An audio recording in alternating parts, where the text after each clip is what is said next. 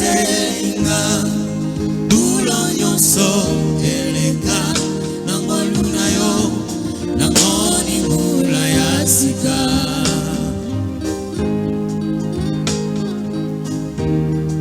matondo na yo yawe matondo zongela yo Yesu bona nyonso salelinga obatelinga bulonyoso eleka nangoluna yo nangoni mula ya sika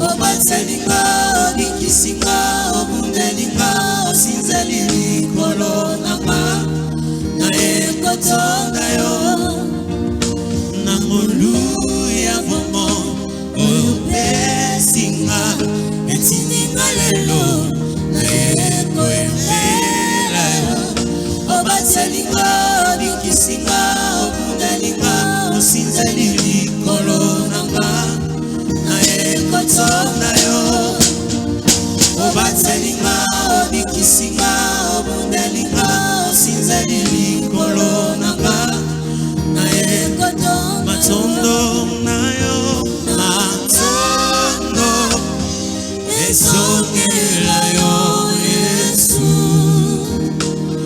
bona nyonso osalelinga obatelinga bulonyoso eleka nangoluna yo nangoni mula ya sika matondo na yo matondo na yo. Dans une maison, même si chacun peut avoir sa chambre à coucher, même si chacun peut étudier ou travailler quelque part, lorsqu'il s'agit de la nourriture, la famille doit se rassembler, se mettre autour de la table. Et c'est la volonté de Dieu. Et c'est une bonne chose. C'est pourquoi on vous a exhorté à dire que la famille doit manger ensemble. Et cela donnera aux parents l'occasion de voir comment chacun est en train de manger. Il y a des enfants qui n'ont pas la notion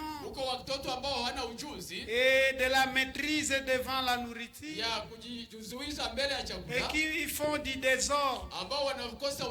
Alors à ce temps-là, les parents doivent réglementer cela, appeler celui-là à l'ordre. On disait, dans les Écritures, il est écrit quelque chose. On dit, si tu es à table avec les grands, et si tu as de l'avidité, alors tu dois mettre les couteaux à ta gorge, afin que cela t'oblige à respecter le principe. Puisque même si vous étiez dans un jeûne, ce n'est pas normal pour un enfant commencer à se servir avant les parents. Ce n'est pas de l'ordre. On doit respecter l'ordre.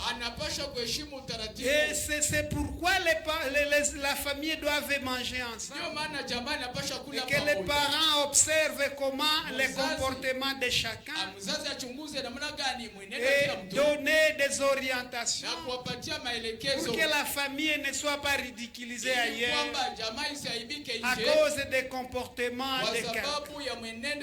Alors le pasteur a un message pour unir les gens. ya kuunganisha watu, pour le rassembler, wa kuwakusanya, pour fortifier wa kutia nguvu et pour réconforter. na kutia na kuimarisha. Un message de compassion, Ilikuwa inakuwa ujumbe ya rehema, un message qui pousse à produire. yenye kusukuma kuzaa. C'est ça le ministère pastoral. Ile ndio huduma ya uchungaji. C'est-à-dire ils ont un Ni message kusema wanakuwa na qui ujumbe rassemble, yenye kukusanya, puisqu'ils sont les gardiens des âmes. sababu wanakuwa walinzi wa Ils nafsi. ne doivent pas disperser. Hawawezi kuzisambaza, Ils doivent garder. wanapaswa Ils kujichunga, doivent rassembler. wanapaswa C'est kuzikusanya. pourquoi le Seigneur Ndio disait, maana Bwana alikuwa anasema un bon ya berger, kwamba mchungaji s'il mwema a 100 brebis kama anakuwa na kondoo et 100 une qui s'est perdue, na mmoja anapotea, il sera obligé de laisser 99 atashurutishwa kuacha makumi et tena d'aller à la na recherche de cette na kwenda brebis kutafuta ule kondoo qui est mmoja perdue. mwenye alipotea, Puisqu'il ne sera pas en paix sababu hatakuwa na amani, tout en sachant akijua qu'il y a une kwamba brebis kunakuwa kondoo qui mmoja s'est séparée du groupe. ambaye alijitenga na zizi, Puisque ce sont les gardiens. sababu wanakuwa walinzi. C'est à cause de cela que Christ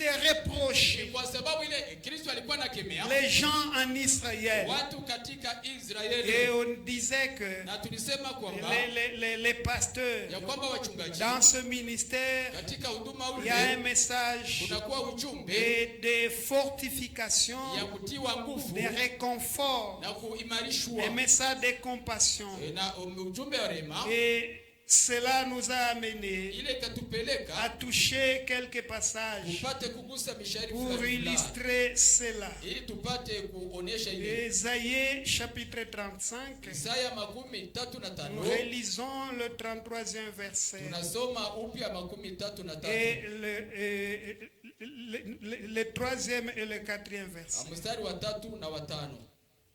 Nous lisons Isaïe chapitre 35, le 3e et le 4e verset, nous lisons au nom de Jésus. Amen. Fortifiez les mains languissantes et affermissez les genoux qui chancellent. Dites à ceux qui ont les cœurs troublés, prenez courage, ne craignez point. Voici votre Dieu, la vengeance viendra, la rétribution des dieux. Il viendra lui-même et vous sauvera. Amen. Amen. Nous lisons ici aussi dans Romains chapitre 4 Tunasoma hapa pia katika Waroma sura 4 et à partir du 18e verset. kwanza mstari wa 18. Espérant contre toute espérance, Tukitumaini zaidi ya tumaini zote, il crie en sorte qu'il devint père d'un grand nombre de nations, akiamini kwamba atakuwa baba wa taifa kubwa, selon ce qui avait été dit, sawa sawa na kile ambacho kilisemwa, telle sera ta postérité, hivyo ndivyo itakuwa uzao wako, et sans faiblir dans la foi, bila kuzofika katika il imani. ne considéra point que son corps était déjà usé, Akaona kwamba mwili wake umekwisha kuchoka, puisqu'il avait près de 100 ans, sababu alikuwa na karibu miaka et 100, que Sarah n'était plus en état d'avoir des enfants. na Sara hakuwa tena kwa umri ya kuwa na watoto. Il ne douta point, Hakuwa na shaka par incrédulité, kwa ugumu wa moyo au sujet de la promesse de Dieu. kuhusu ahadi ya Mungu, Mais il fut fortifié par la foi, lakini akatiwa nguvu katika imani, donnant gloire à Dieu. akimupa Mungu utukufu. Amen. Amen. Ici, on est en train de montrer Hapa wanakuwa wanaonyesha l'homme de Dieu Isaïe, mtu wa Mungu Isaya voyant la situation d'Israël, akaiona tukio la son Israeli, affaiblissement ile kuzofika à kwake cause des événements, kwa sababu ya matukio, puisque les nations venaient de temps à autre, sababu mataifa walikuja wakati yoyote et le mettre à genoux, na kuwatiisha le détruire. na kuharibu. Alors Israël était dans la désolation. Israeli alikuwa katika L'homme mafadhaiko. de Dieu Isaïe a crié, Mtu wa Mungu Isaya et akapiga en kelele disant ceci, akisema jambo hili, fortifiez les mains ya kwamba languissantes, mtie nguvu mikono ya kulegea, affermissez aussi les genoux qui chancellent. imarishe pia magoti yenye kuyumbayumba. Dites à ceux qui ont le cœur troublé, Ambia walio na mioyo ya kuvurugika prenez ya courage. kwamba wajipe bidii. C'était un message de réconfort, Ilikuwa ni ujumbe wa kutia nguvu, puisqu'Israël était complètement essoufflé sababu Israeli ilikuwa imekwisha kuzofishwa. et il était devenu Walitokea kuwa comme un peuple sans kama espérance. taifa ambao haina tumaini, Alors Isaïe na Isaya devait parler au nom de alipaswa afin de donner un message de réconfort, de fortifier le peuple de Dieu, puisqu'ils avaient déjà des mains languissantes, des genoux qui chancelaient. C'est-à-dire il n'y avait plus l'espérance. Israël était en difficulté. Et l'homme de Dieu a donné un message pour les réconforter. Il a donné un message pour fortifier. Et c'est à ce niveau-là que le Seigneur passe par ce ministère afin de fortifier le peuple. Le cas est de l'homme de Dieu Abraham. On dit ceci: il a espéré contre toute espérance. C'est-à-dire il est allé au-delà même. Il a cru en sorte qu'il devint père d'un grand nombre de nations, selon ce qui lui a été dit, que telle sera ta postérité. On dit sans faiblir dans la foi. Il ne considéra point que son corps était déjà usé, puisqu'il avait près de 100 ans. Et même Sarah, sa femme, qui n'était plus à l'état de concevoir, de donner des enfants. Mais il ne douta point par incrédulité au sujet de la promesse de Dieu. Pourquoi il n'a pas douté?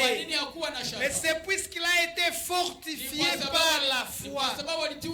Il a reçu un réconfort de la part de l'Éternel. Il a été fortifié. C'est pourquoi il a espéré contre toute espérance. Voilà pourquoi les choses de Dieu ne sont pas des histoires à prendre sur le plan mathématique ou alors à comparer selon la science humaine, la science des hommes. Ce n'est pas ça. Dieu est souverain, il est capable de tout et il peut tout. C'est pourquoi celui qui n'a pas la foi, à un certain niveau, il ne pourra plus survivre. Même ce que nous traversons actuellement, il y a des gens qui ne dorment plus à cause des messages venant de partout. Oh, il y aura ceci. Oh, ne va pas se réveiller aujourd'hui. Oh, il y a trop de choses. Et il y a des gens qui sont devenus malades jusqu'à dépenser le peu qu'ils gardaient à cause de ce genre de messages. Et ce n'est pas une bonne chose. Un enfant de Dieu doit être constant. Nous savons tous que la situation est compliquée. Le moment est difficile. Mais qu'est-ce qu'on va faire? On abandonne tout entre les mains de Dieu. Que l'Éternel fasse sa volonté. Un point très. On ne doit pas se paniquer au-dedans de son cœur. Vous avez quelqu'un qui était là-bas, mais après un moment donné, son cœur commence à battre rapidement, il commence à transpirer et ça devient des problèmes. Il faut l'amener à l'hôpital, il faut chercher de l'argent. Qu'est-ce qui se passe? Oh, j'ai lu tel message. Oh, j'ai appris telle chose. Oh, toutes ces choses. Ce n'est pas bon. Soyons constants. Nous savons tous que la situation est compliquée. La situation est bouleversante. Mais on n'en peut absolument rien. Notre espérance, c'est au-delà de toute espérance. Ce n'est pas puisqu'il y a ceci, puisqu'on a fait ceci, puisqu'on a dit, puisqu'on a promis. Rien du tout. C'est l'Éternel. Et c'est le moment pour nous de nous ajuster davantage et d'être des hommes sérieux et corrects devant l'Éternel. Abraham, l'Éternel vient vers lui. Un homme âgé de près de 100 ans, avec une femme qui n'est plus à l'état de concevoir. Et c'est à ce temps-là que l'Éternel attendait pour venir lui dire, oh Abraham, tu seras père d'une multitude de nations. Ce n'est pas normal ça. J'ai épousé ma femme, nous étions tous des jeunes, il n'y avait pas moyen de faire des enfants, et le temps est révolu, ma femme a atteint ce qu'on appelle la ménopause, l'homme est avancé en âge, et c'est à ce temps-là que l'Éternel vient pour dire, je suis l'Éternel, et Abraham, je te dis que tu seras père d'une multitude de nations. Si on ne fait pas attention, on risque de penser que vraiment c'est une manière de se moquer de nous. Et je suis vraiment déçu. Mais on dit il ne douta point, puisqu'il a été fortifié par la foi et il a glorifié l'Éternel. Et l'Éternel est venu et il a accompli ce qui est sorti de sa bouche. Alors voilà pourquoi, par ce ministère pastoral, l'Éternel passe par là pour fortifier son peuple. Lorsque l'on parle de fortifier, c'est-à-dire un problème quelque part, c'est pourquoi la parole se présente comme la nourriture.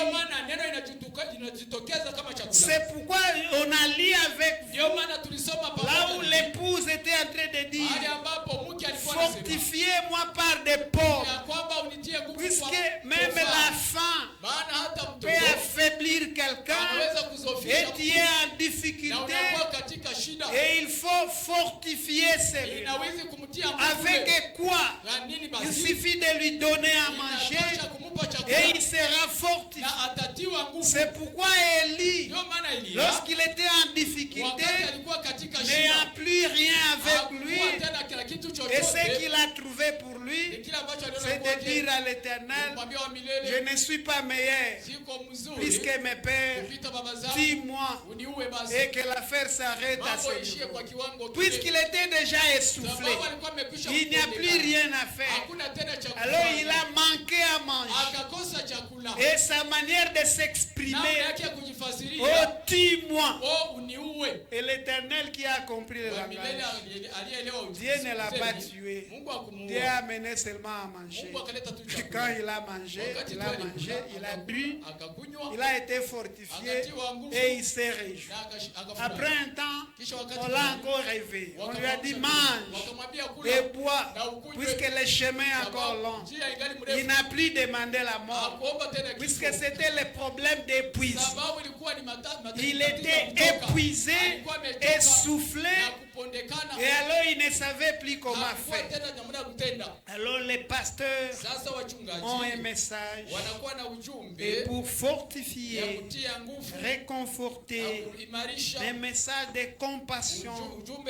Alors voilà pourquoi on est en train de montrer que Abraham et n'a pas douté, parce qu'il a été fortifié par la foi et donnant gloire à l'Éternel. Nous sommes dans Colossiens chapitre 1er, le 9e et le 10e verset. Nous lisons au nom de Jésus.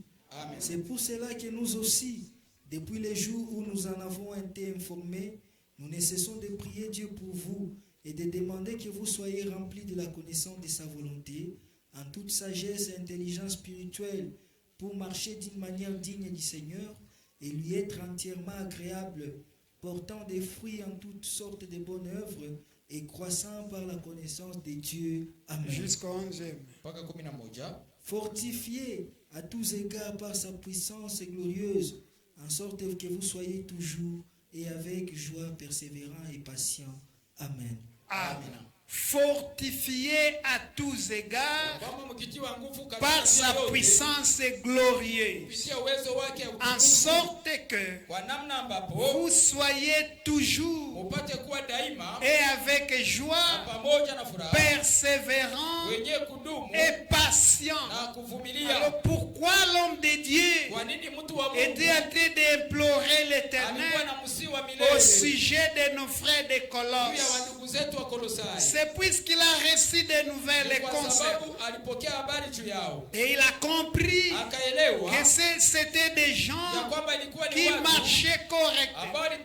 Alors il demandait qu'ils soient remplis de la connaissance de la volonté de Dieu en toute sagesse et intelligence spirituelle, afin de marcher d'une manière digne du Seigneur et lui être entièrement agréable, portant des fruits en toutes sortes de bonnes œuvres et croissant par la connaissance de Dieu. Si on se limite à ce niveau, c'est bon. Mais le problème c'est quoi? L'homme peut être fatigué. L'homme peut être troublé, perturbé, manquer la patience à cause des événements, des circonstances compliquées et des situations difficiles.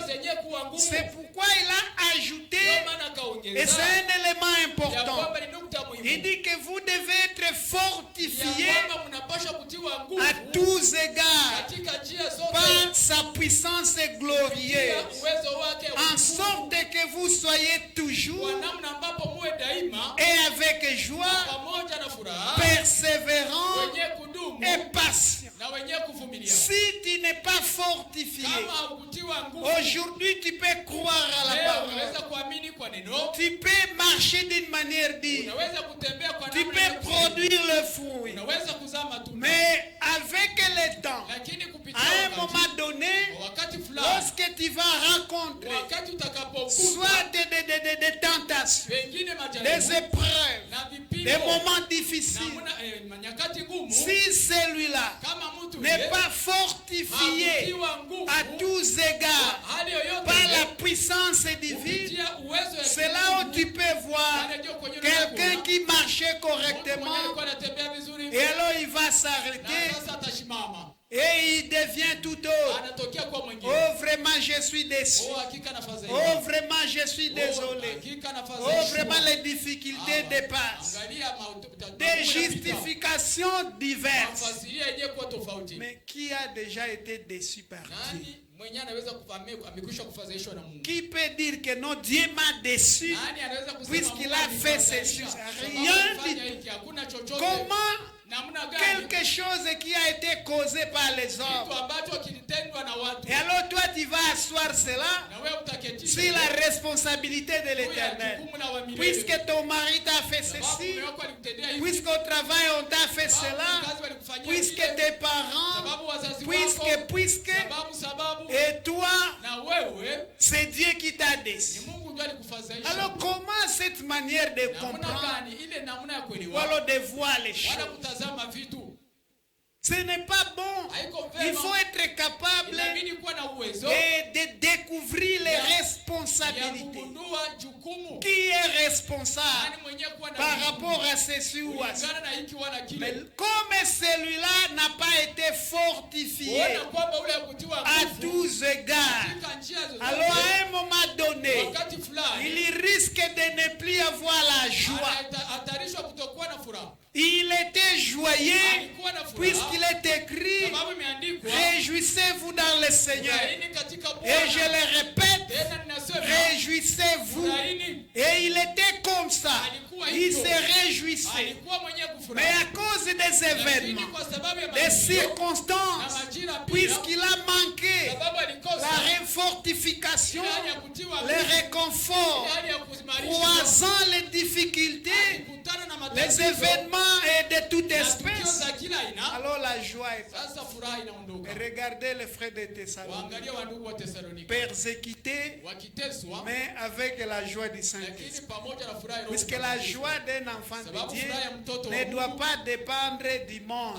haipashi tokana na C'est dunia. pourquoi le Saint-Esprit Ndio maana Roho nous Mtakatifu donne la joie. anatupatia furaha. C'est pourquoi on dit Ndio réjouissez-vous maana wanasema dans furahi le Seigneur. ndani ya Bwana. Puisque là il y a une joie Sababu pale kuna qui furaha ne dépend pas ambayo haitokani de tout ce que nous na voyons yote ambayo dans tunaiona ce monde. ndani ya dunia hiyo. Alors voilà pourquoi les frères de Tazama Thessalonique kwa nini wandugu wa Thessalonika qui étaient persécutés, ambao walikuwa wenyewe ils ont reçu la parole walipokea neno pendant une période difficile. katika muda yenyewe kuwa Ils étaient persécutés, walikuwa wenyewe mais on kuteswa, dit avec la joie du wanasema Saint-Esprit. pamoja na furaha ya Le Roho Mtakatifu. Saint-Esprit qu'ils ont Roho reçu Mtakatifu ambaye alimpokea a amené la joie. akawaletea furaha, Et ils étaient joyeux. walikuwa na furaha C'est comme si rien n'était. kama hakukuwa Et chochote, ils étaient persécutés. lakini walikuwa wenye kuteswa. Alors puisqu'on est Ni fortifié, kwa sababu umetiwa quand nguvu. on est fortifié, Wakati unatiwa alors la nguvu, joie sera sasa toujours. furaha itakuwa daima. On sera toujours Utakuwa persévérant daima mwenye kudumu et aussi patient, na pia alikuwa na subira, puisque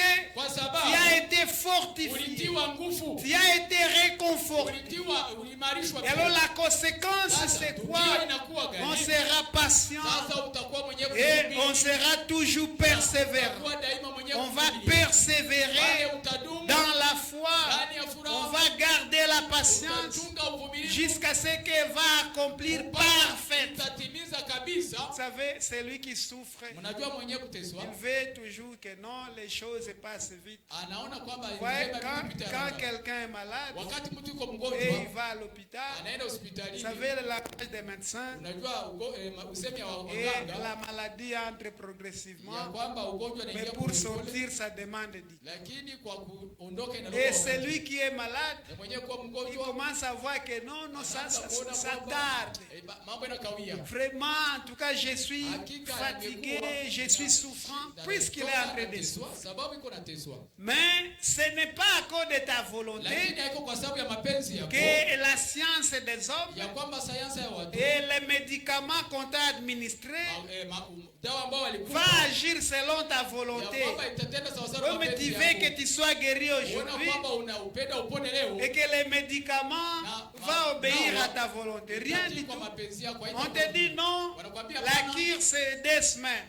Dawa inaomba Et tu juma es mbili. obligé de suivre Na ce unashurutishwa traitement ugonjwa selon ugonjwa, les programmes donnés sawasawa na mpango et au uliotolewa. finish, Na kwa mwisho tu pourras être guéri. unaweza kupona. Alors c'est pourquoi on dit Ndio maana wanasema ya persévérant kwamba et wakidumu patient, na kusubiri, puisque la patience sababu subira doit accomplir inapaswa parfaitement. kutimiza kabisa. Ça lorsque Job est Wakati souffrait, Yobu alikuwa anateswa, alors il disait qu'il manquait de repos. alikuwa anasema nakosa Même le pumziko. sommeil est arrivé. Hata usingizi haikuwa inafika. Jusqu'à ce que ses amis qui sont allés le voir Mpaka wakati marafiki ambao walikuja ont passé kumtazama, au moins 7 jours. walipitisha siku saba. Vous êtes venus pour consoler quelqu'un qui est Ulikuja malade. kumfariji mwenye kuwa Et la mgonjwa, manière dont vous le trouvez, namna ambayo unamkuta vous manquez à dire. unakosa cha kusema. Vous le regardez seulement. Unamwangalia tu Premier jour, siku ya kwanza, deuxième jour, siku ya pili, troisième jour, siku ya tatu, jusqu'au 7e. mpaka siku ya saba.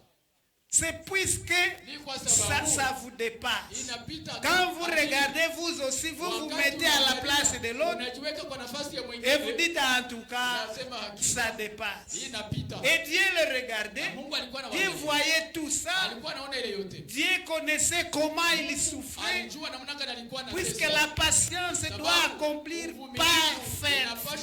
unapaswa Ce kutimiza n'est pas à cause de ta volonté haiko kwa sababu ya que mapenzi les yako. choses vont se précipiter. Non. Ndio vitu vitakuwa haraka, si Alors ndio? il faut que l'homme soit fortifié Inabidi mtu atiwe à nguvu tous égards katika njia zote afin d'être ili patient apate et kuvumilia na persévérant. mwenye kudumu. Et c'est pas le message venant par ce Yenye ministère kuja katika huduma que ile l'Éternel passe ambapo milele anapita pour fortifier, kwa kutia pour nguvu, réconforter kwa kuimarisha, afin que l'homme soit correct et qu'il soit capable et de traverser et des moments difficiles. Alors voilà pourquoi le Seigneur a placé ces ministères, les ministères pastoraux. Alors on a beaucoup parlé, nous sommes obligés d'avancer, nous touchons et les ministères évangéliques, c'est-à-dire la fleur au niveau du chandelier. On a fait mention des fleurs et nous sommes là dans Exode 25, à partir du 31e verset. Vous pouvez lire là et vous allez comprendre là où nous sommes. On n'a pas vraiment du temps pour y revenir de temps en temps et faire la lecture pour montrer que ces parties existent. Et vous le savez déjà, on a déjà lu plusieurs fois. Alors on a fait mention des fleurs et sur les chandeliers. On a dit que les fleurs existent sur les chandeliers, différents chandeliers d'or pur. Ce chandelier sera fait d'or battu. Son pied, sa tige, ses calices, ses pommes et ses fleurs seront d'une même pièce. Ce sont là les 5 parties principales. Et nous touchons la dernière partie, c'est la fleur.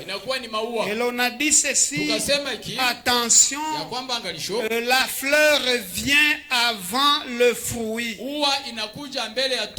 Cela veut dire ceci, que le ministère évangélique vient avant le ministère pastoral. Et si nous disons avant, c'est par rapport à l'établissement dans l'église. Puisque Dieu a établi dans l'église, premièrement, secondement et troisièmement, ensuite. Alors c'est à cause de cela que nous disons que par rapport à l'établissement, puisque quand vous regardez la logique des arbres, l'arbre produit d'abord les fleurs et par la suite ces fleurs vont se transformer pour devenir le fruit. C'est pour vous montrer que la fleur vient avant le fruit. Et voilà pourquoi le ministère évangélique était établi avant le ministère pastoral. C'est à cause de cela qu'il y a des évangélistes que nous connaissons dans les Écritures, mais on ne connaît pas un pasteur, puisqu'il devait être établi le dernier. Et on a déjà fini. Et on avait déjà fini à écrire. Et Dieu n'a pas permis que cela soit ainsi. Alors la fleur fait référence. Et ça fait référence au ministère évangélique. Et c'est-à-dire l'évangile et la bonne nouvelle. Et voilà pourquoi disait que la fleur précède le paume. Et c'est la fleur qui répand et l'odeur, et ça répand de l'odeur. Et d'après la parole, d'après les Écritures, et c'est par la fleur que l'on remplit les mondes. C'est autrement dit, c'est pas les ministères évangéliques que l'on remplit le monde avec de la bonne nouvelle. Voilà pourquoi le fait d'amener la parole de Dieu à un endroit quelconque, cela est appelé évangélisation. C'est collé au mot évangile. C'est à cause de cela. Alors voilà pourquoi nous vous disons que c'est par là que l'on peut remplir et le monde entier. Nous sommes dans le livre d'Ésaïe. Isaïe chapitre 27. Le verset 6. Nous lisons au nom de Jésus. Amen. Dans les temps à venir, Jacob prendra racine. Israël poussera des fleurs et des rejetons. Et il remplira le monde de ses fruits. Amen.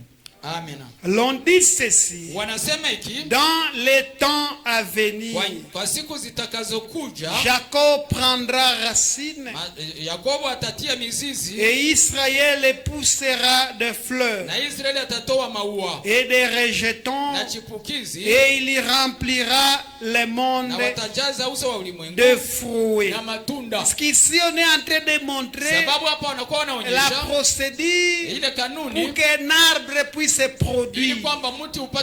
Et on est en train de montrer qu'à ce temps-là, dans les temps à venir, Jacob prendra racine, c'est-à-dire il sera bien enraciné dans le sol.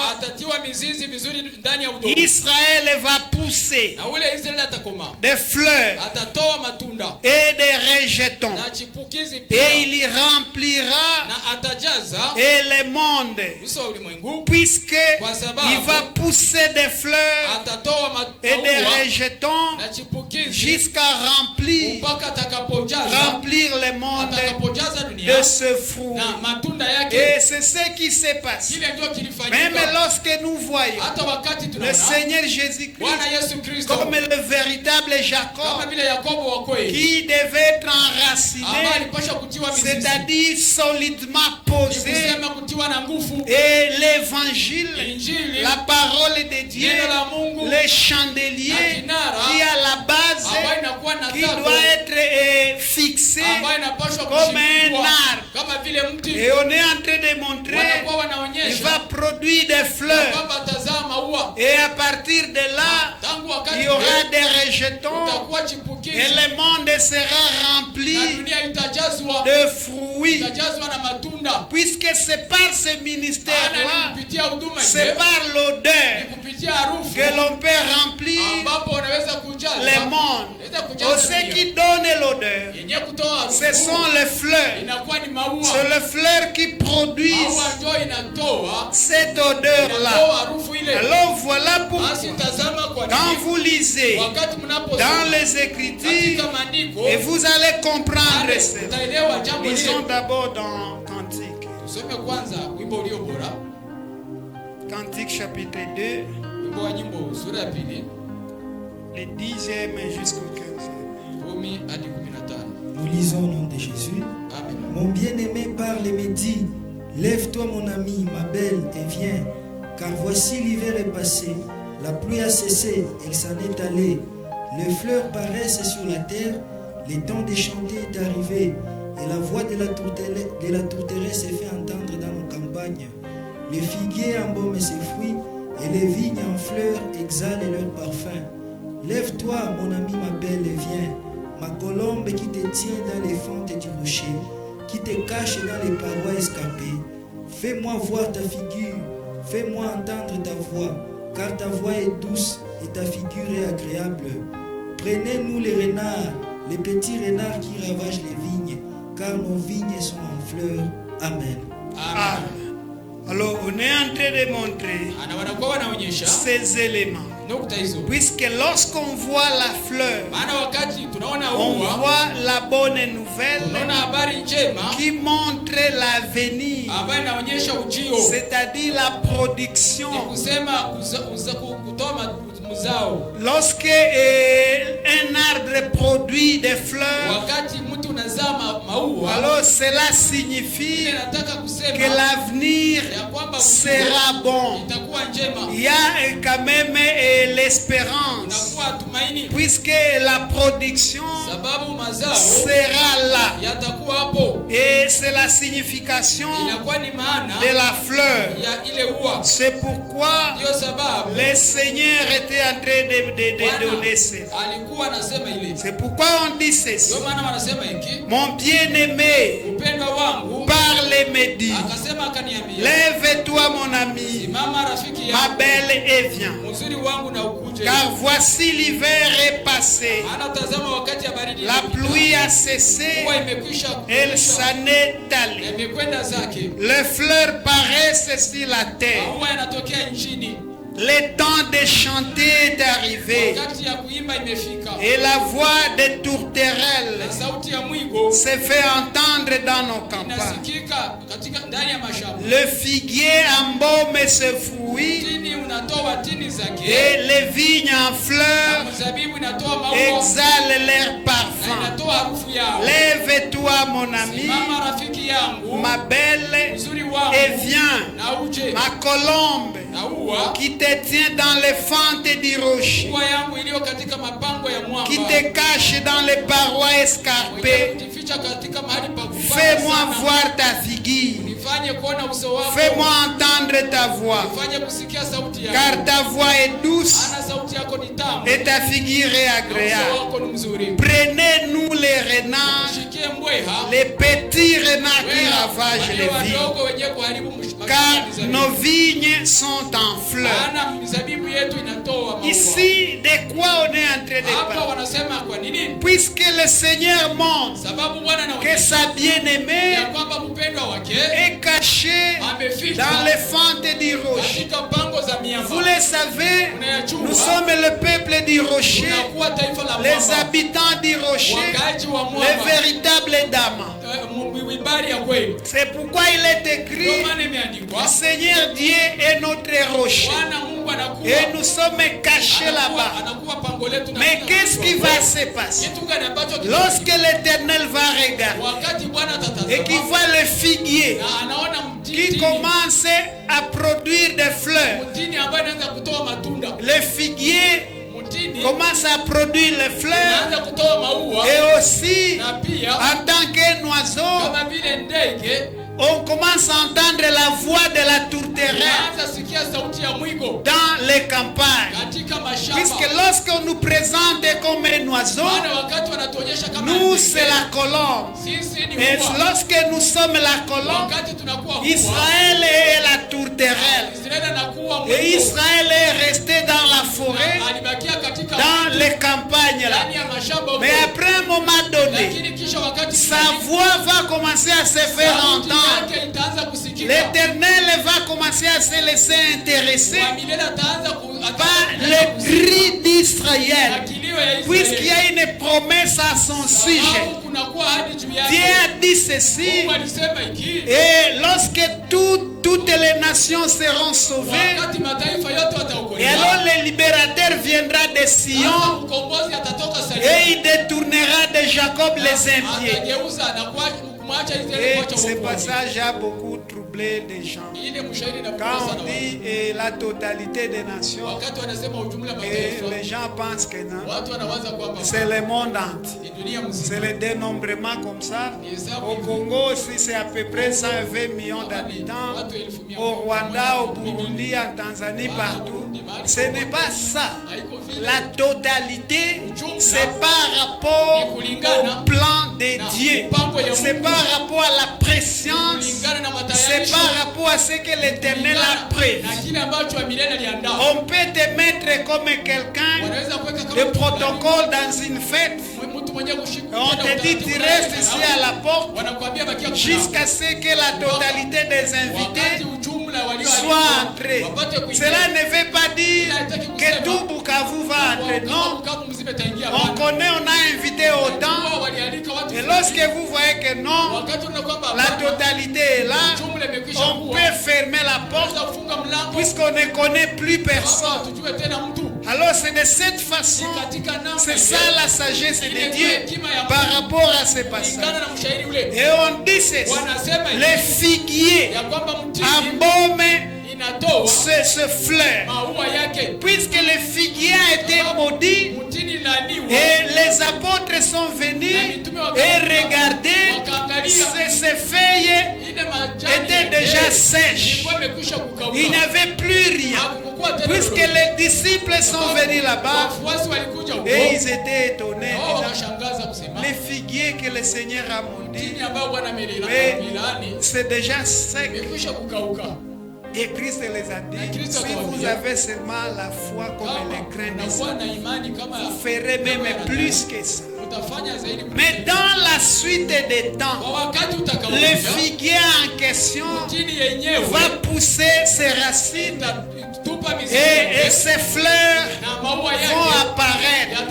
Et quand le Seigneur verra des fleurs, et alors cela veut dire que le temps est arrivé. Alors il faut se saisir des renards, mais les petits renards qui ravagent, puisque nos vignes sont en fleurs, puisque la fleur montre l'avenir meilleur, la production va être là certainement. Et c'est à ce temps-là que nous allons quitter les rochers pour laisser la place à Israël, puisque dans les rochers on ne mélange pas le peuple. Chaque peuple a son temps.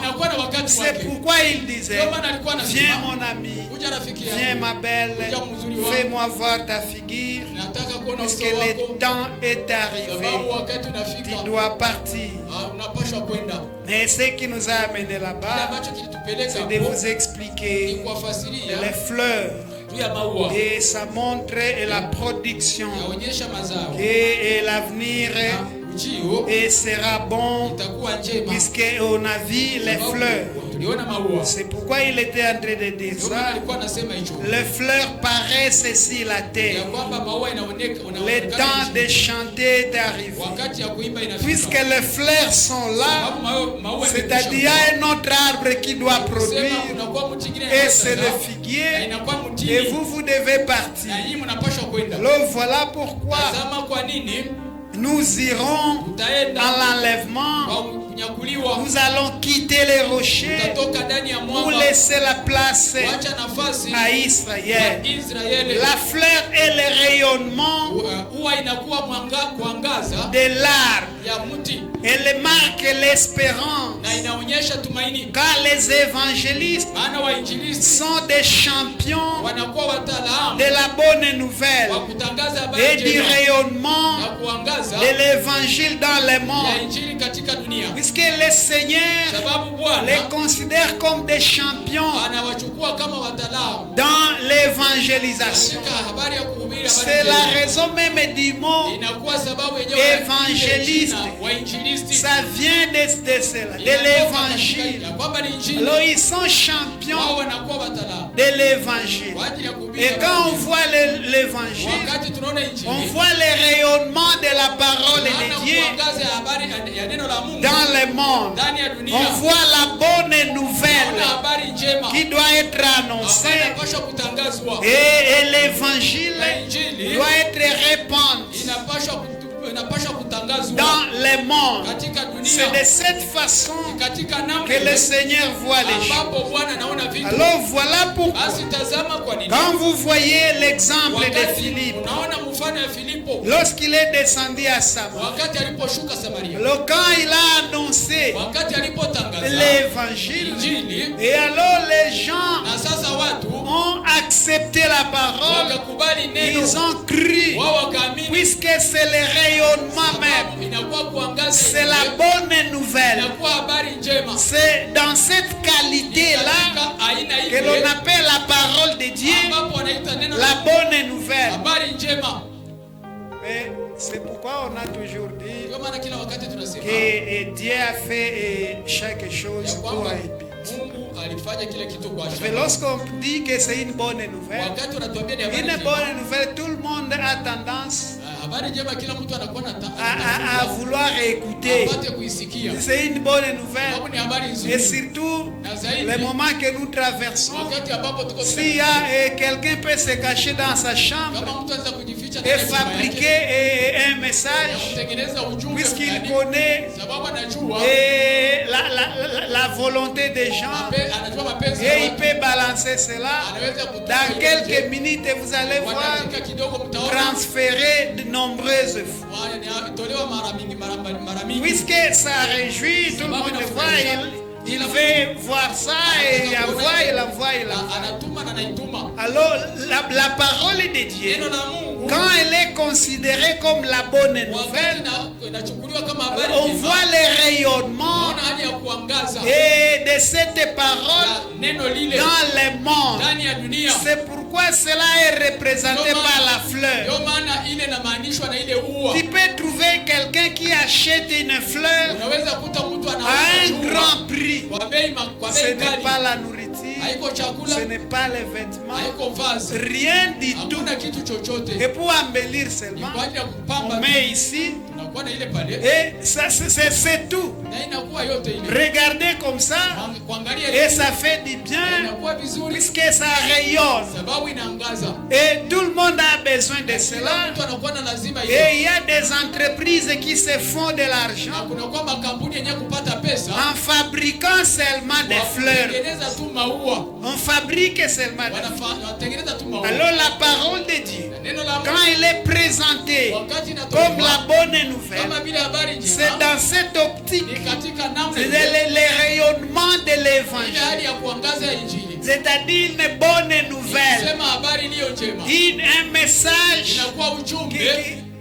qui intéresse, ambayo watu un wanajihusisha nayo. message qui attire. Ujumbe yenye kuvutia.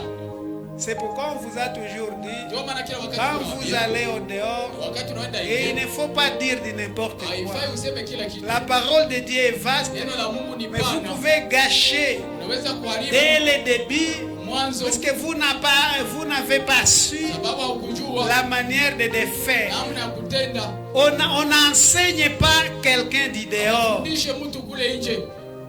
L'enseignement appartient aux disciples, Fundisho inakuwa ya wafuasi. c'est-à-dire aux gens de la maison, Kusema kwa watu wa des nyumbani gens qui ont déjà cru, ambao wamekwisha qui ont kuamini, déjà accepté. ambao wamekwisha Mais kukubali. quand on va au dehors, Lakini ukienda nje on amène la parole de Dieu unabeba neno la Mungu comme la bonne kama vile nouvelle. habari njema. C'est pourquoi on parle Ndio maana d'évangéliser. wanasema juu ya kuhubiri. Apôtre Paul va vous dire, Mtume Paulo après avoir évangélisé cette ville kisha kuhubiri mji et ule faire un certain nombre de na disciples, kujipatia hesabu fulani ya wafuasi, ils étaient partis wao wakaenda et ils ont laissé na tête wakaacha là. mtu fulani pale. Puisqu'en évangélisant, Sababu kwa kuhubiri on peut faire des disciples. unaweza kukuleta Étant des disciples, wakiwa sasa wanafunzi. ces gens-là Wale watu sasa doivent maintenant être enseignés. wanapaswa sasa kufundishwa. On les enseigne et ça devient la Na doctrine. inatokea kwa La mafundisho. doctrine Mafundisho n'est pas les rayons. haiko mwangaza. Et tu peux avoir des problèmes avec quelqu'un de dehors à cause de la doctrine. Unaweza kuwa na shida kwa mtu nje kwa sababu Puisque ce n'est plus le rayonnement, sababu haiko tena mwangaza. ça devient l'os de l'agneau. Inatokewa sasa mfupa ya chakula. Et vous arrivez là-bas, oh mon frère, la seule doctrine, bon, touchons un peu le mariage, c'est quoi? Vous aurez des problèmes, ça ne tiendra pas, ça ne passera jamais, Haitapita kamwe. puisque Kwa sababu ce n'est pas comme ça. haiko vile. Alors il faut toucher Inabidi des kugusa éléments qui conviennent nukta zenye kufaa pour que ça soit une bonne ili nouvelle, ipate kuwa habari njema, pour que la parole de Dieu kwamba neno la puisse Mungu rayonner. ipate kutoa mwangaza. Regardez l'exemple des disciples. Tazama mfano wa Quand le wafuasi. Seigneur était en train d'évangéliser, Wakati Bwana alikuwa il anahubiri venait. anahubiri, Quelqu'un qui était au travail, il va tout laisser mtu mwenye alikuwa pour kukata suivre macho, le Seigneur. Et il ne sait même pas où est-ce qu'il na hajue allait. kwenye ataenda. C'est pourquoi Pierre a posé la Ndio maana question. Petro akauliza, Mais lakini puisque la manière de réfléchir comme un humain est revenue. Mais comme nous avons tout quitté, et chaque jour de suivre partout. Maintenant, qu'en sera-t-il pour nous? Mais lorsqu'il a touché des choses solides, on dit les gens se sont retirés. Et il est resté avec 12. Et il s'est adressé aux 12 et dit, et vous, qu'est-ce que vous attendez? Ne voulez-vous pas aussi vous en aller comme les autres? C'est devenu autre chose. Alors, mais lorsqu'on parle de l'évangile, on voit les rayonnements de la parole de Dieu dans le monde. Et c'est pourquoi on est en train de faire allusion à cet homme de Philippe. Quand il est parti à Samarie, alors il a évangélisé. Nous sommes dans Actes chapitre 8. Nous lisons ici, nous allons choisir quelques passages. Nous lisons les 5e verset. Et nous allons sauter. Philippe étant descendu dans la ville de Samarie, il prêcha le Christ. Sautons au 26e verset. Un ange du Seigneur s'adressa à Philippe, lui dit, lève-toi et va du côté du midi sur le chemin qui descend de Jérusalem à Gaza. C'est lui qui est désert. Il se leva et partit. Et voici un Éthiopien, Énique, ministre de Candace, reine d'Éthiopie, et surintendant de tous ces trésors,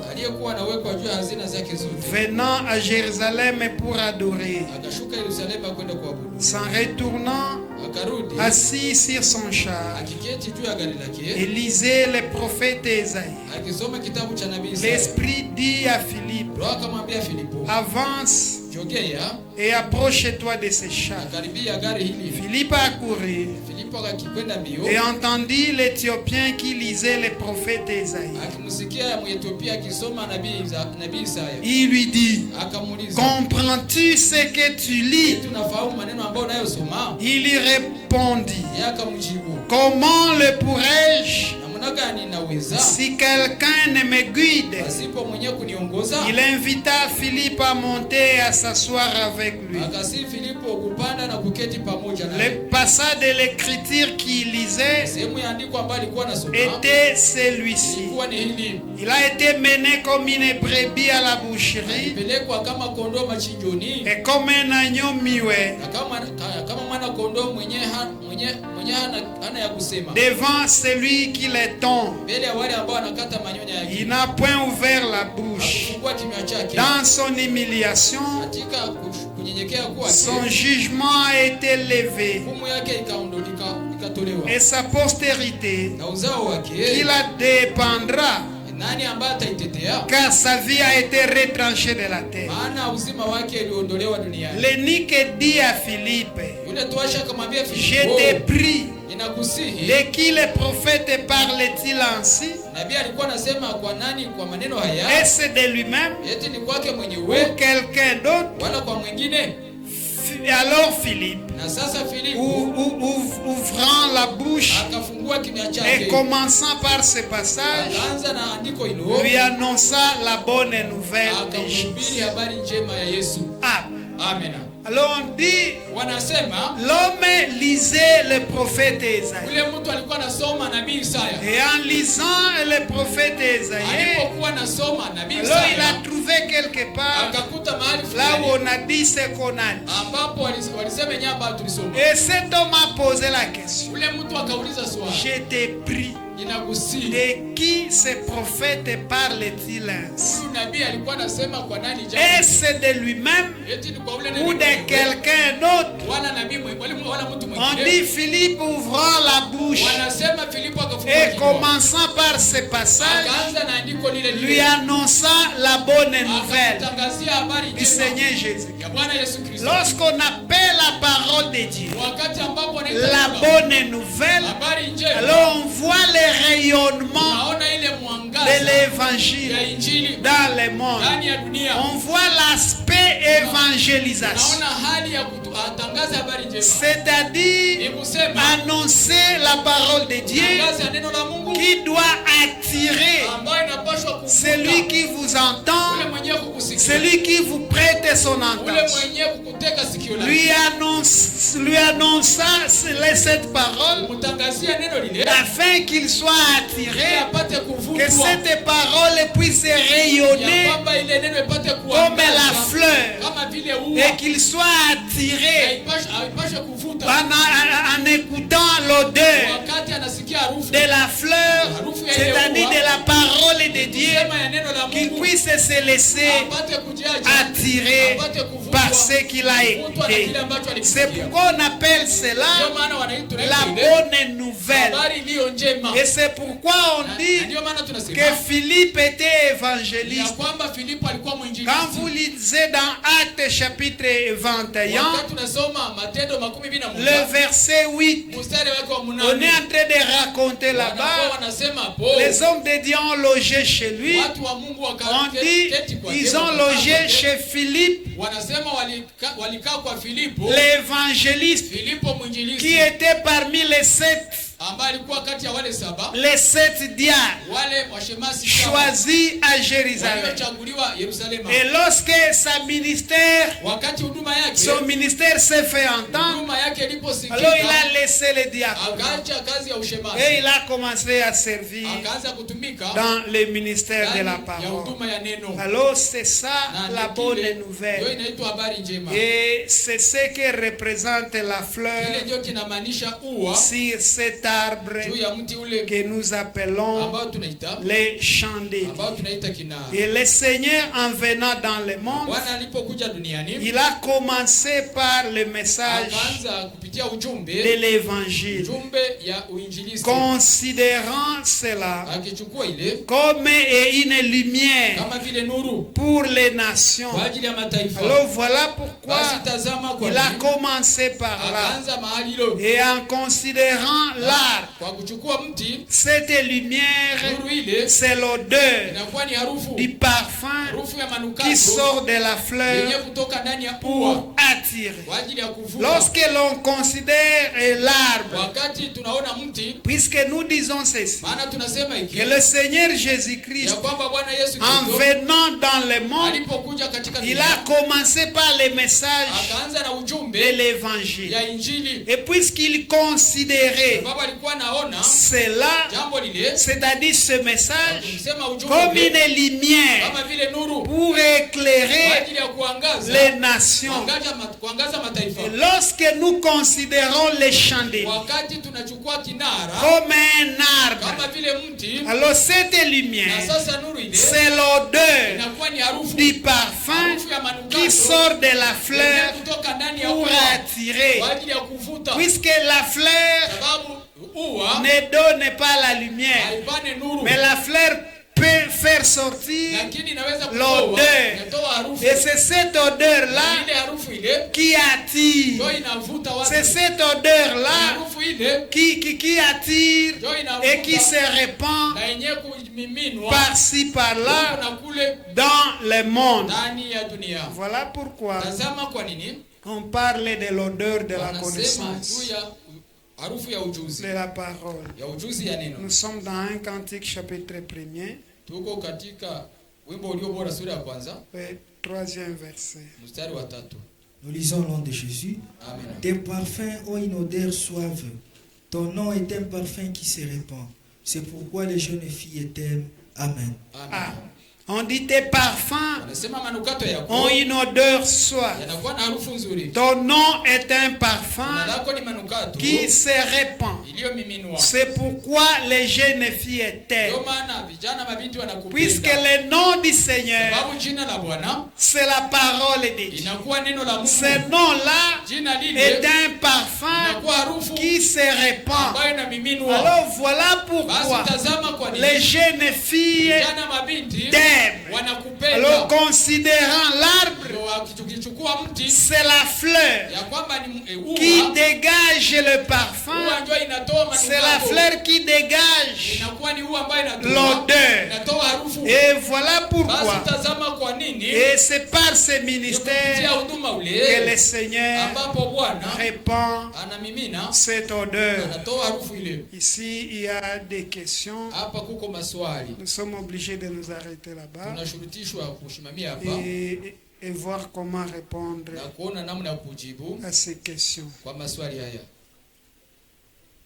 Le pasteur étant le paume Mchungaji akiwa tofa du chandelier ya kinara, et leur mission spécifique kazi yao ya upekee est de nourrir le peuple. ni kukulisha taifa. Je voulais savoir Nitaka kujua pourquoi kwa nini dans la Sainte Doctrine, ndani ya mafundisho ya on kweli n'a pas l'habitude hawana tabia d'appeler les pasteurs ainsi, ya kuita wachungaji hivyo, mais on préfère les appeler souvent lakini wanapenda zaidi kuwaita les serviteurs. watumishi.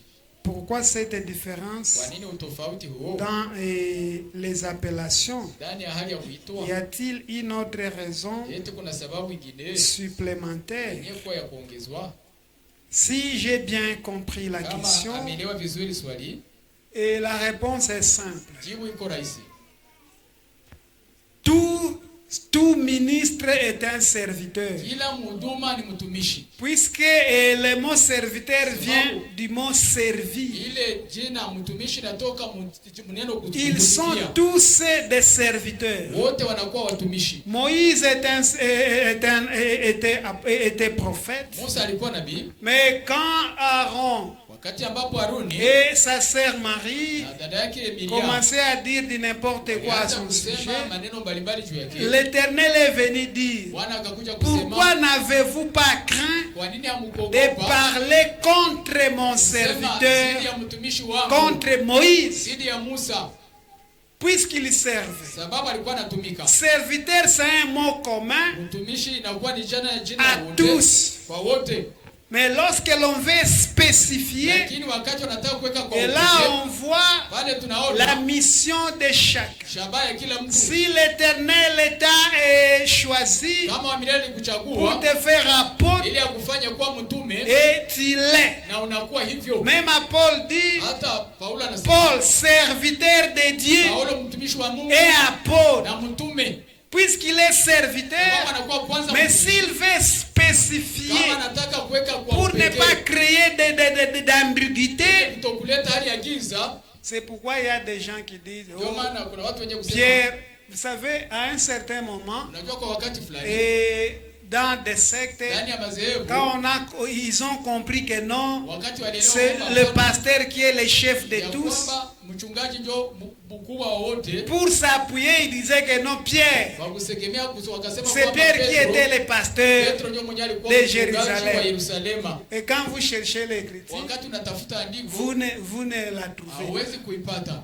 Mais fabriquer des histoires. lakini kutengeneza Alors, Dieu sachant toutes ces choses, Mungu akijua ile mambo il yote voulait la précision alikuwa anataka lorsque uhakika. c'est nécessaire Wakati et inakuwa on muhimu, donne la précision. wanatoa mambo ya uhakika. Et parfois on peut Mara généraliser, nyingine wanaweza kutia kwa parfois on ujumla, donne la mara précision nyingine wanatoa uhakika pour ne pas se limiter dans l'aspect général. wasiishie katika hali ya ujumla. Tout celui qui sert Kila yeyote mwenye est kutumika considéré comme serviteur de Dieu. anachukuliwa kama mtumishi wa Mais Mungu. quand on commence à toucher Wakati la wanaanza kugusa spécificité de hali ya chacun, upekee ya kila mtu, on dit pasteur, wanasema mchungaji, apôtre, mtume, prophète, nabii ainsi de suite. na vivi hivyo. Et je ne sais pas si dans la Sainte Doctrine, Lakini hayo kama katika on mafundisho ya kweli, appelle les pasteurs wanaita wachungaji, et serviteurs, wanaita watumishi, puisque sababu jusqu'aujourd'hui dans la Sainte Doctrine, ici chez nous, on n'a pas de pasteur reconnu. On n'en a pas. Et il y avait aussi un débat à ce niveau. Que non, comment alors on n'a pas tous les 5 ministères? Comment on va hériter la vie éternelle? Même à Jérusalem, il y en avait. L'église de Jérusalem n'avait pas les 5 ministères. Et qui a dit, c'est pourquoi tout ministre de Dieu peut tout faire. Il peut tout faire.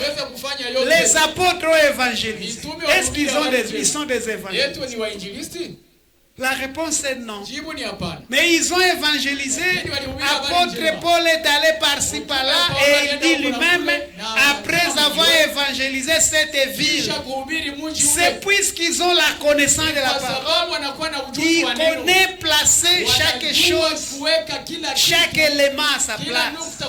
Et Dieu savait que c'est possible qu'il y aura des églises locales qui ne connaîtra pas tous les 5 ministères. Et ce n'est pas un problème devant l'Éternel. Ce n'est pas un problème puisque Dieu... Voilà pourquoi David, lorsqu'il devait combattre contre Goliath, il est allé ramasser 5 pierres dans les torrents. Vous connaissez les torrents? C'est un torrent qui ne tarit jamais. C'est dans ces torrents-là où on amenait, quand on ramassait un cadavre et que l'on ne connaissait pas qui a tué, on amenait, après avoir identifié la ville la plus rapprochée, on amenait ces anciens vers ces torrents-là et on brisait la nique d'un animal et ces gens devaient jurer leur innocence. Puisque toutes les confessions c'est devant le Seigneur Jésus. On a ramassé 5 pierres. Mais David n'a pas utilisé ces 5 pierres pour éclabousser Goliath. Une pierre a suffi pour détruire Goliath et remporter la victoire. Vous le savez bien, Goliath représentait le diable. C'est pourquoi ils ont dit, si cet homme remporte, alors vous deviendrez nos esclaves. Et si celui que vous allez choisir là chez vous, s'il remporte sur lui, vous deviendrez aussi des esclaves. C'est-à-dire, il était question de s'emparer d'un peuple quelconque pour le faire ses esclaves. Et voilà pourquoi le Seigneur a réussi. Et c'est pourquoi nous sommes ses esclaves. Mais c'est une pierre qui a détruit Goliath. Alors c'est pour vous montrer que ce n'est pas obligatoire que les 5 ministères soient. Quand vous lisez dans il n'y a aucune assemblée là où il y avait tous les 5 ministères. Même jusqu'à la fin, on a fini de faire la rédaction de ce livre. On n'a pas cité même un seul pasteur. C'est-à-dire, il n'existait pas.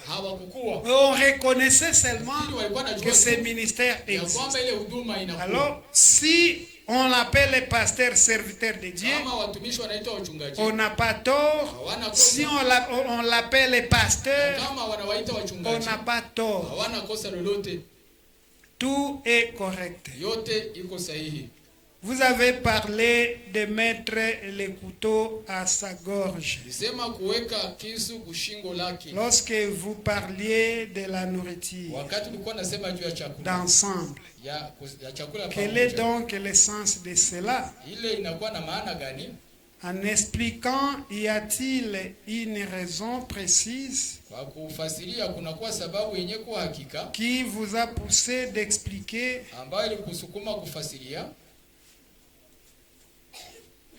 première, les ministres et les ministères pastoral, avant les ministères évangéliques, On a expliqué avant, tulifasiria c'est mbele puisqu'on a respecté la logique ni kwa sababu tuliheshimu kanuni de Exode 25. ya Kutoka Quand vous 25. commencez à partir du 31e verset, Unaanza tangu mstari wa 31 on a cité wametaja la pomme avant la fleur. walipataja tofaa mbele ya Et ua. c'est cet cheminement logique Ile hali ya kuendelea que l'on a suivi. Même si on a suivi cela, hata kama mais on a tulifuata dit lakini tulisema que cela ne crée pas une quelconque ya confusion kwamba ile isilete mchanganyiko selon l'établissement. sawa sawa na hali ya kuwekwa. Les évangélistes ont été établis Wainjilisti walishimikwa mbele avant les pasteurs. bila kushimika Ça, on wachungaji. a clarifié. Ili tuliweka Mais on wazi. n'a pas voulu sauter Hatukutaka kuruka pour parler des ili évangélistes, tuseme juu ya wainjilisti. puisque quand vous lisez là-bas, Maana wakati mnasoma hapo on cite la pomme wanataja tofaa avant. mbele, Et c'est ce qui nous a amené là. lakini ndio kilitupeleka hapo. Par rapport au couteau, Kulingana na kisu, et c'est puisqu'on était en train de parler, kwa sababu tulikuwa nasema selon la dimension ordinaire, sawa na kiwango ya la kawaida, dimension évangélique, kiwango ya kiinjilisti. et c'est pourquoi on parlait de la nourriture Ndio ordinaire. maana tulisema chakula ya kawaida. On disait quand vous mangez, Kwa nasema wakati vous mnakula êtes chez vous dans une famille, huko kwako katika dans une jamaa, famille il y a les grands et les ndani petits, ya jamaa kuna wakubwa na wadogo, les parents, wazazi, et ainsi de suite, les aînés, les cadets, tout le waliotangulia na monde. wadogo Et vous wote, mangez sur une même table. wote mnakula kumeza On a moja. dit que ce n'est pas normal Nasema kwamba si vizuri à un cadet kwa mdogo commencer à se servir avant, aanze kujipatia chakula avant même mbele. les parents. Ça ne se passe pas comme ça. Ce n'est pas l'ordre. Haiko utaratibu. Et c'est pourquoi on a dit, Ndio maana tulisema selon ce qui est écrit dans sawa Proverbe, na ile ambayo imeandikwa que katika si tu es Mithali, à table avec les ya grands, kwamba ukiwa mezani et na si wakubwa, toi tu as de na l'avidité, kama wewe uko na tu uba, dois mettre le couteau ici. unapasha kuweka kisu hapa, Puisque kwa sababu il ne faut pas te quand on met le couteau ici, wakati unaweka kisu cela hapa, veut dire ile nataka on kusema veut te freiner wanataka à ne kushimanisha pas agir ya rapidement, kwamba usifanye haraka, puisque le couteau sababu kisu ici, iko hapa ça signifie quelque chose. inamaanisha kitu C'est une fulani. manière de t'empêcher, puisque tu as de l'avidité. Sababu uko na Tu veux uba, prendre rapidement et mettre. unataka ukamata haraka na Mais on kuweka dit ndani le ya couteau kisu. doit être ici Wanasema kisu itakuwa pour hapa, t'empêcher à ne pas ili faire ça. kukuzuia usifanye Mais quand hivyo. nous touchons son aspect Wakati spirituel, tunagusa namna c'est hiyo, autre chose. inakuwa ni jambo Puisqu'on a lingine. dit c'est un aliment trompeur. Sababu tulisema ni Et chakula lorsque cha c'est un kudanganya. aliment trompeur, Wakati ni et si chakula tu es cha avec kudanganya, les grands à la kama table, uko na wakubwa alors meza, pour toi il faut mettre seulement wewe le couteau unabidi ici uweke tu pour ne kisu pas hapa. avaler ces Ili fausses histoires. usimeze ile vitu Puisque vibaya. c'est la fausseté, Sababu ni makosa, c'est un aliment ni trompeur. chakula cha Tu peux kudanganya. te retrouver dans une circonstance Unaweza kujikuta katika tukio et tu es avec les na grands uko na wakubwa et tu ne connais plus quoi na faire. ujue tena kia kufanya, Et tu dois écouter des na histoires, unapasha kusikia soit vitu des sottises. vingine vitu viovu, Mais le couteau doit être lakini ici. kisu inapasha Le kuwa couteau, c'est la parole de Dieu. Kisu ni neno la C'est Mungu. pourquoi on a dit que Ndio c'est maana un tulisema couteau kwamba à ni double kisu tranche. yenye kukata La kuwili. parole est une épée Neno inakuwa tranchante, kupanga, ukali, plus efficace. yenye kuwa na nguvu C'est la zaidi. parole qui nous permet Neno ndio à ne inaturuhusu pas avaler du ya n'importe kwamba quoi. tusimeze kila Tu kitu. peux entrer même dans un bus Unaweza kuingia katika et le gari, conducteur peut mettre une quelconque prédication na là-bas. mwenye kutembeza anaweza kuweka On mahubiri ne fulani te dit pale. pas de mettre des histoires comme ça. Hawakwambia wamtie vitu Mais kumasikio, le couteau doit être ici lakini kisu itakuwa hapa afin de ne pas manger ili ces histoires. usikule ile vitu.